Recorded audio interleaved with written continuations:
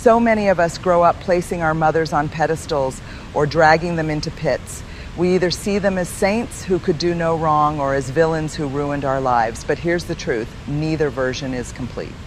Your mother is not just mom. She is a human being, a woman who existed long before you were born, carrying her own childhood, her own heartbreaks, her own disappointments. She had dreams that may have been put on hold, fears she never spoke of, and traumas she may not have even acknowledged.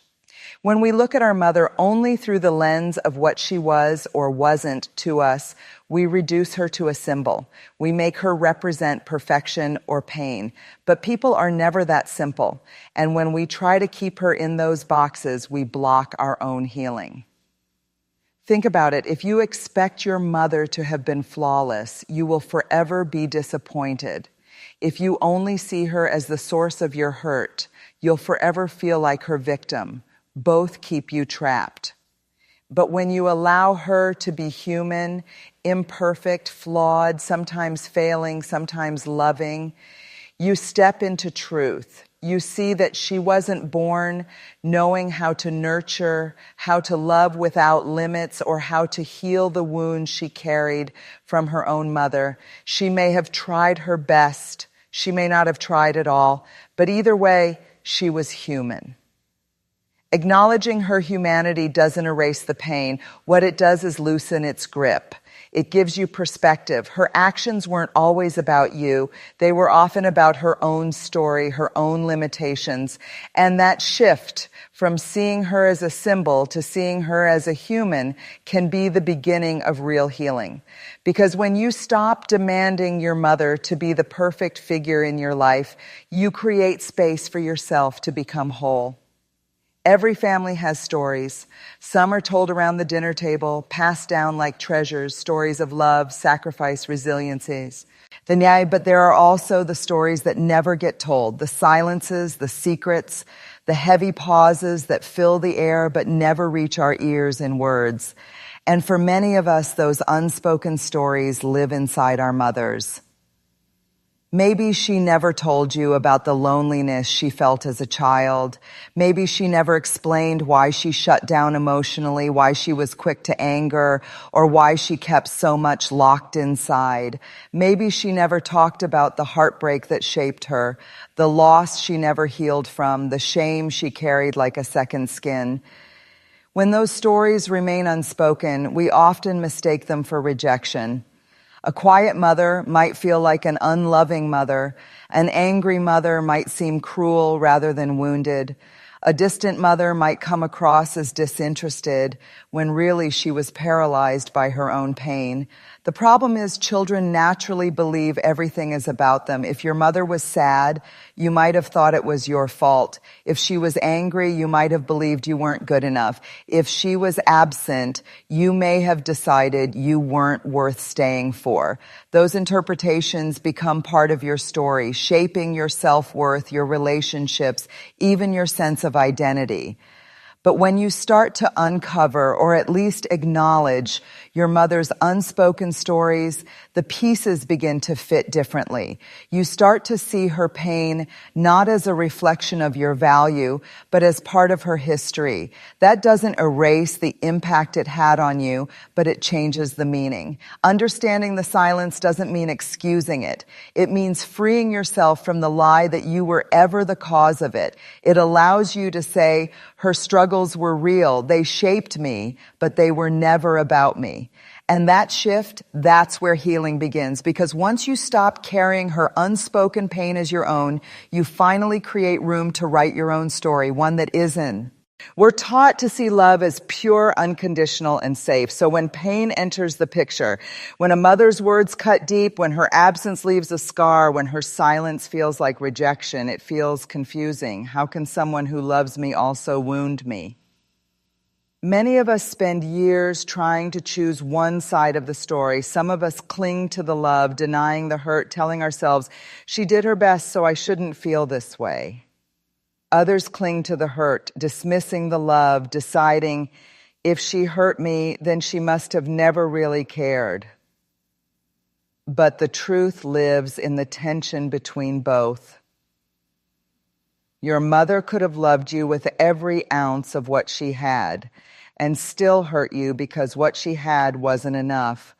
She could have wanted to protect you and still pass down her own fears, shame, or anger.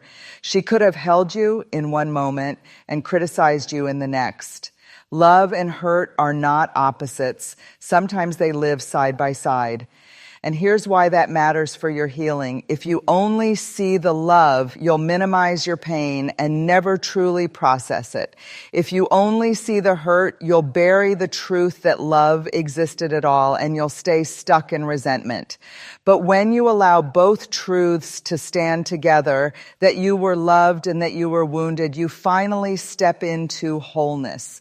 This isn't about letting your mother off the hook. It's about telling the full story, a story where love doesn't erase hurt and hurt doesn't erase love, a story that acknowledges complexity instead of forcing everything into black or white. When you accept that love and hurt can coexist, you stop looking for perfection in your past and you start creating compassion in your present. You begin to understand that being loved imperfectly doesn't mean you were unworthy.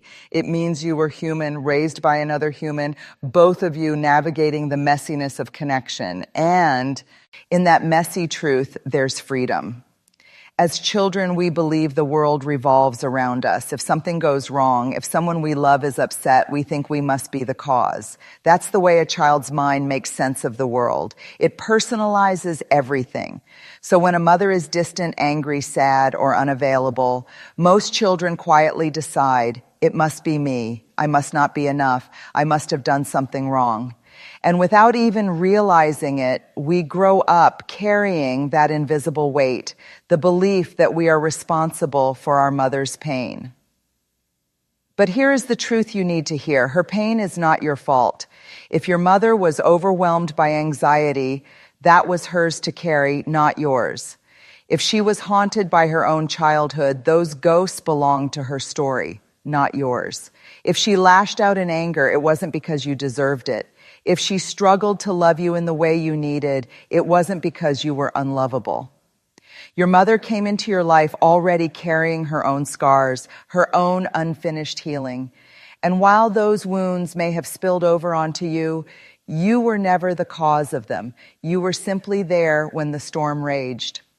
When we don't separate ourselves from our mother's pain, we start living as though we are broken. We become adults who over-apologize, who feel guilty for existing, who constantly try to prove our worth.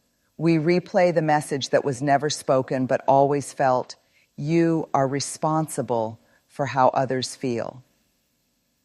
But the moment you understand that her pain was never yours to carry, you begin to set yourself free. You stop shrinking to keep others comfortable. You stop blaming yourself for wounds you didn't create. You stop holding yourself hostage to the impossible task of fixing someone else's brokenness. Healing begins when you draw a line between her story and yours. Yes, her pain shaped you. Yes, it left marks. But it was never your fault, and it will never define your worth. You are not your mother's unfinished healing. You are your own beginning. Forgiveness is one of the most misunderstood parts of healing, especially when it comes to our mothers. Many of us resist it because we think forgiving means saying, it didn't matter, it wasn't that bad, I'm fine now. Others believe forgiveness means we must welcome the person back into our lives or pretend the pain never happened. But forgiveness is none of those things. Forgiveness is not erasure. It doesn't rewrite the past, and it doesn't excuse the harm. What your mother did or didn't do still mattered.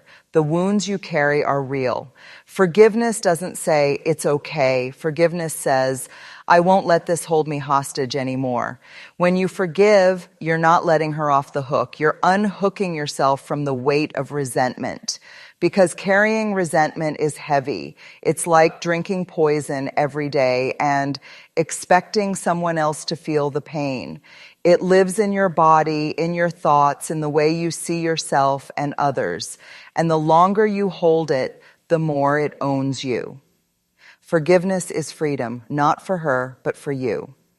It's the act of saying, this happened, it hurt, and I will not let it chain me to bitterness forever.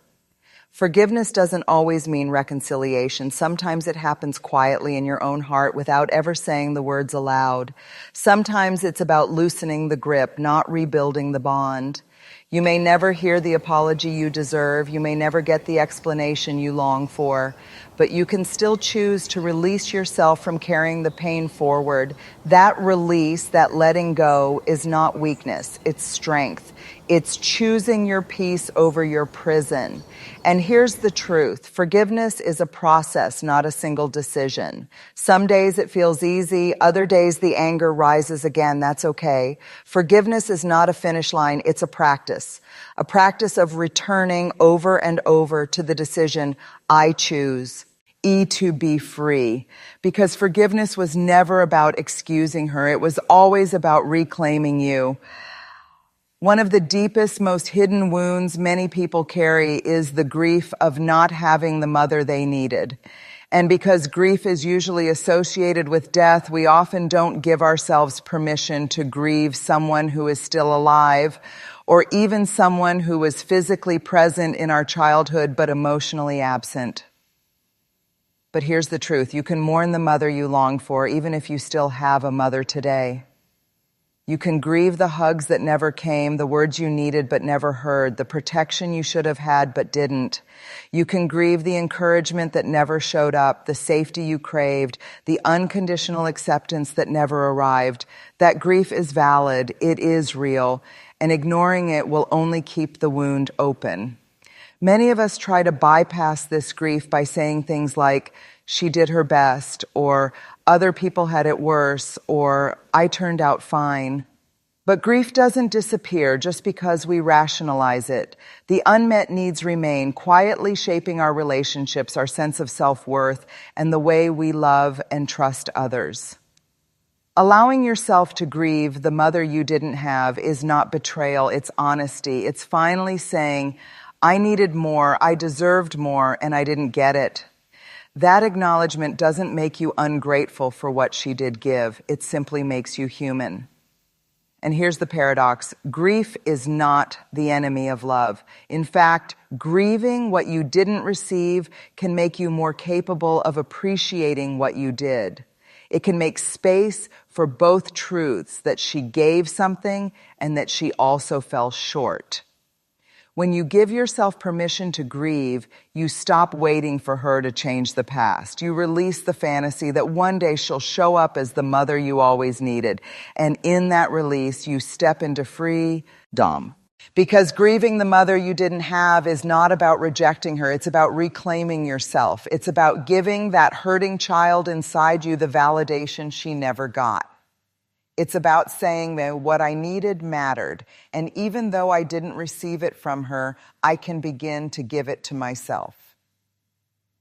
That kind of grief doesn't weaken you, it heals you. One of the hardest but most powerful truths to accept is this: you cannot change your childhood.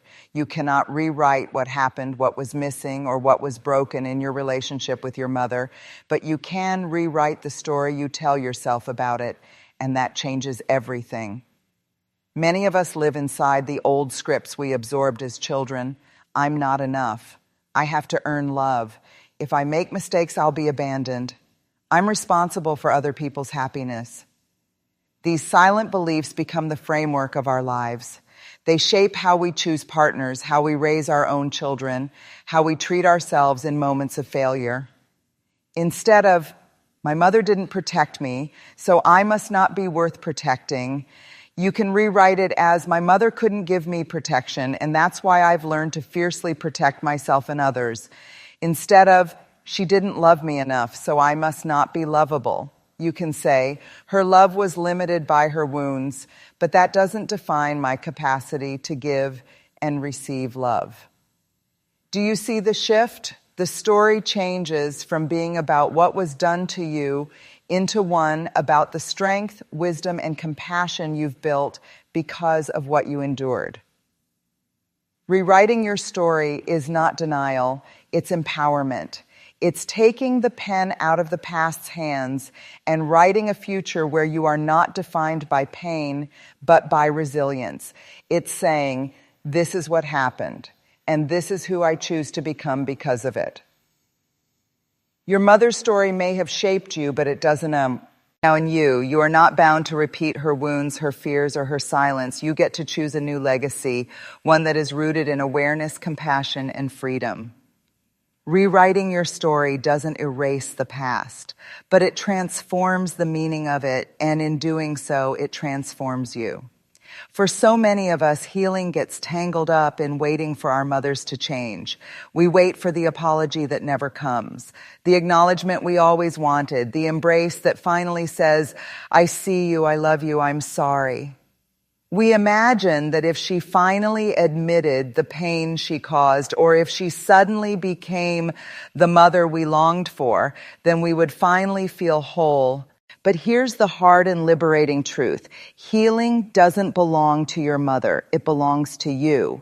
You may never get the apology. You may never hear the words you needed. She may never see the weight of what you carried. And if you keep tying your healing to her change, you will stay stuck waiting for something she may never be able to give. Healing begins when you take back ownership. It begins when you say, yes, my mother's choices shaped me, but I choose how the story continues.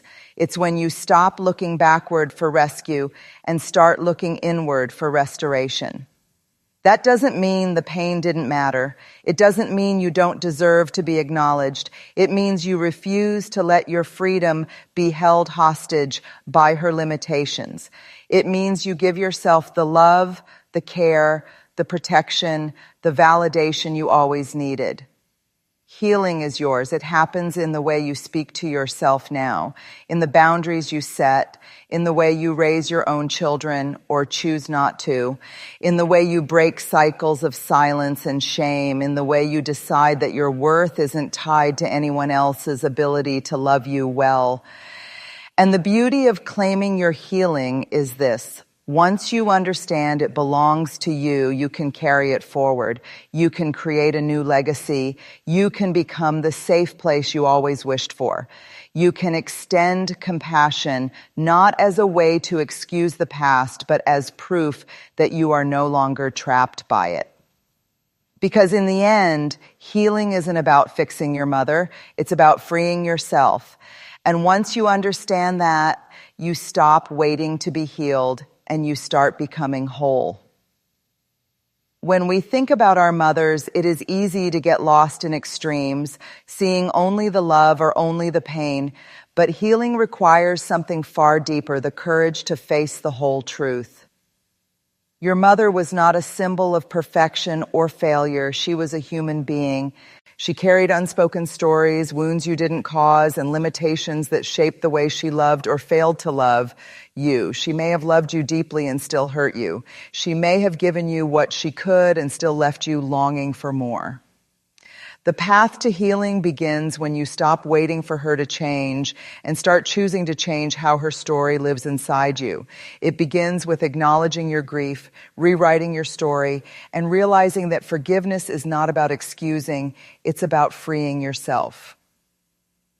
Most importantly, healing belongs to you, not to her apologies, not to her recognition, not to her transformation, but to your decision to live differently.